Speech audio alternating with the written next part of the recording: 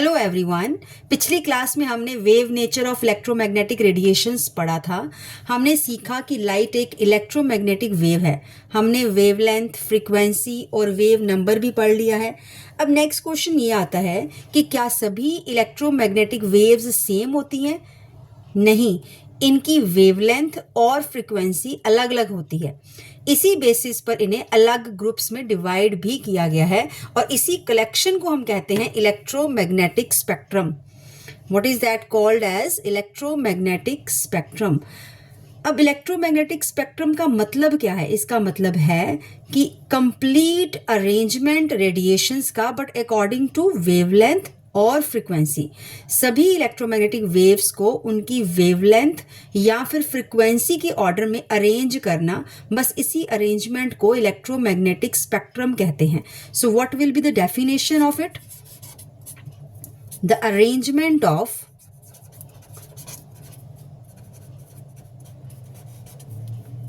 electromagnetic radiations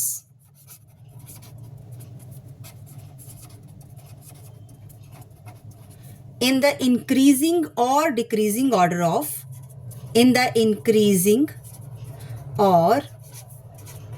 decreasing order of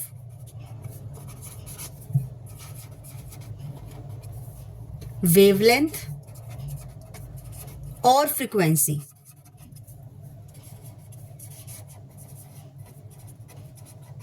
is called electromagnetic spectrum.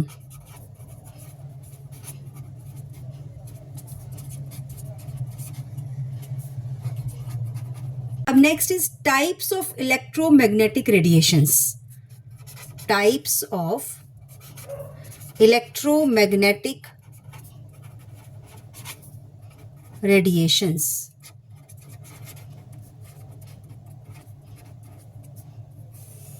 Electromagnetic radiations कितनी तरह की होती हैं?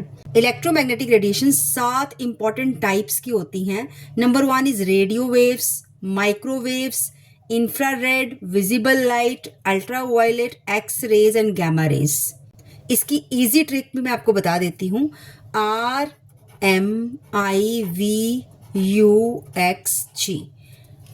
Now write down radio waves, micro, infrared, visible, ultraviolet, X-rays and gamma rays। इनमें से radio waves, इसकी wavelength सबसे ज़्यादा होती है और गामा रेज की वेवलेंथ सबसे कम होती है। इसका मतलब है कि जिसकी वेवलेंथ कम होगी उसकी फ्रीक्वेंसी ज़्यादा होगी और जिसकी वेवलेंथ ज़्यादा होगी उसकी फ्रीक्वेंसी कम होगी, क्योंकि हम एक फॉर्मूला कर चुके हैं C is equal to nu into lambda और nu is equal to C upon lambda. That means frequency और वेवलेंथ ये इन्वर्सली प्रोपोर्शनल है। अगर फ्रीक्वेंसी ज़्यादा होगी तो लैम्डा कम होगा, लैम्डा ज़्यादा होगा तो फ्रीक्वेंसी कम होगी। Lambda is wavelength, this is frequency. अगर रेडियो वेव्स की वेवलेंथ ज़्यादा है, इसका मतलब क्या है कि इसकी फ्रीक्वेंसी कम होगी। अगर गामा रेज की वेवलेंथ कम है तो इसकी फ्रीक्वेंसी उतनी ही ज़्यादा होगी।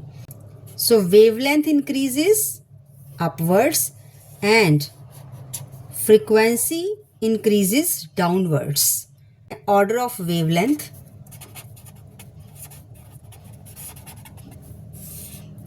or order of frequency.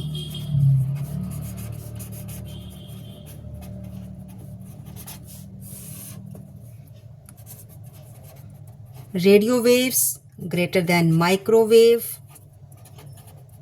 greater than IR, infrared, greater than visible, greater than UV, ultraviolet, greater than X-ray, and then greater than gamma.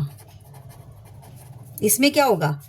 Gamma की फ्रीक्वेंसी सबसे ज़्यादा है एक्स-रे से, then UV, then visible, then IR, infrared, then microwave, then after that radio waves. Next comes visible region. अब यहाँ पर एक interesting बात ये आती है कि हमारी आईज पूरा इलेक्ट्रोमैग्नेटिक स्पेक्ट्रम नहीं देख सकती है, हम सिर्फ एक छोटा सा पार्ट ही देख पाते हैं, उसी पार्ट को हम कहते हैं विजिबल रीजन। अब इसमें 7 कलर्स होते हैं जिनको हम शॉर्ट फॉर्म में लिखते हैं VIBGYOR, right, violet, indigo, blue, green, yellow, orange and red.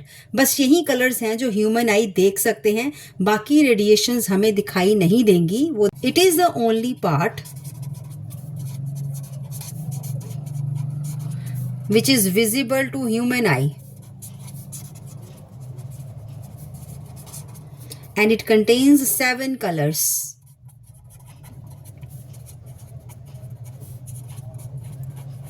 Which 7 colors? VIBGYOR. अब बोर्ड के एग्जाम्स में एक सिर्फ इंपॉर्टेंट यूजेस याद रखने हैं आपने कि रेडियो वेव्स कहाँ यूज होती हैं।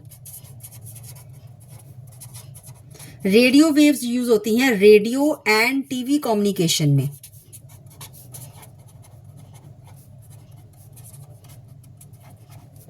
माइक्रोवेव्स कहाँ यूज होती हैं? Cooking and radar. Next is infrared,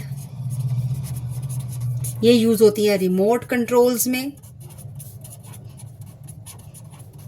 and night vision.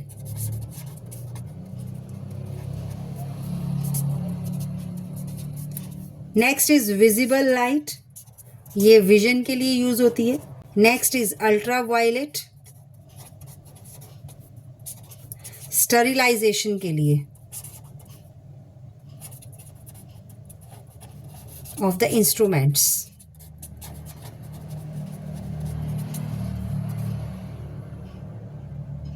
Next is X rays, bone fracture